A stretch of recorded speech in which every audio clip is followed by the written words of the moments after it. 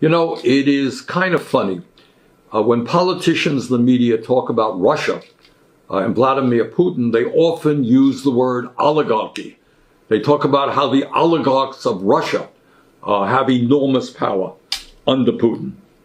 But strangely enough, the term oligarchy is very rarely used to describe what's happening in the United States, or in fact, what's happening around the world. But guess what? Oligarchy is a global phenomenon, and it is headquartered right here in the United States. The fact of the matter is, and we don't talk about it very much, but this is the reality, a small number of incredibly wealthy billionaires own and control much of the global economy, period. End of discussion. And increasingly, they own and control our government through a corrupt campaign finance system. Since 2020, 5 billion people all over the world have become poorer, while the world's 5 richest billionaires have more than doubled their fortunes at a rate of $14 million per hour. And listen to this. Elon Musk, the world's wealthiest man, has added $120 billion to his fortune just since election day. Got that? $120 billion since election day. While Jeff Bezos, number 2 guy, he only became $67 billion richer in the last month. And Mark Zuckerberg, he became $90 billion richer this year alone. In other words, the people on top who are already phenomenally rich are becoming incredibly richer. Over the past decade, the wealthiest 1% of the global population amassed $42 trillion in new wealth, while the wealth of the bottom half of society barely budged. In fact, as of today, the top 1% owns more wealth than 95% of the people on this earth.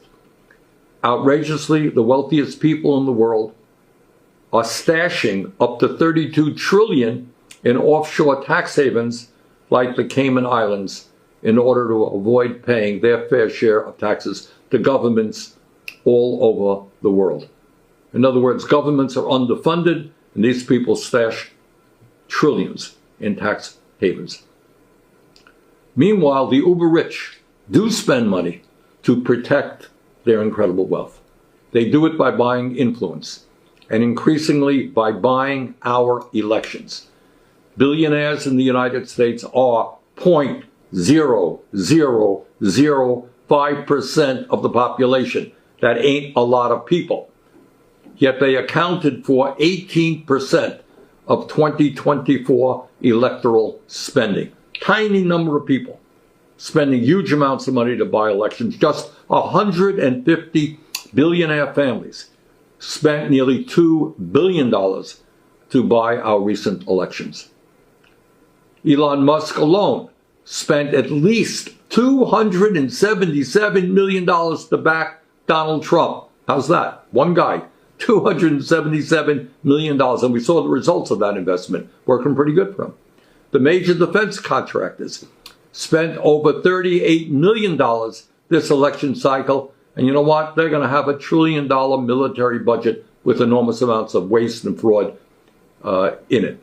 And AIPAC, a billionaire-funded super PAC, spent over $100 million to defeat members of Congress who are critical of the extremist right-wing Netanyahu government in Israel and the horrific war they are waging in Gaza. My friends, you don't have to be a PhD in political science to understand that this is not democracy. This is not one person, one vote. This is not all of us coming together to decide our future.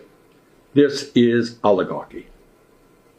In my view, this issue of oligarchy is the most important issue facing our country and the world because it touches on everything else. It touches on climate change, touches on healthcare, touches on whether or not working people are going to have a decent standard of living, touches on whether or not we can eliminate poverty.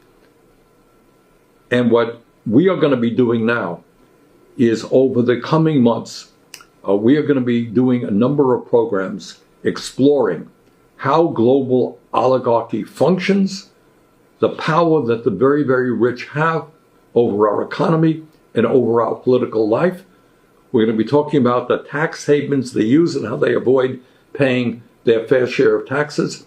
And we will be talking about the kind of role that the oligarchs will play in the coming Trump administration. We're going to bring forth some of the really smartest people in this country and around the world who know about this issue. So it's important stuff, and I hope you will follow along. Take care. Bye-bye.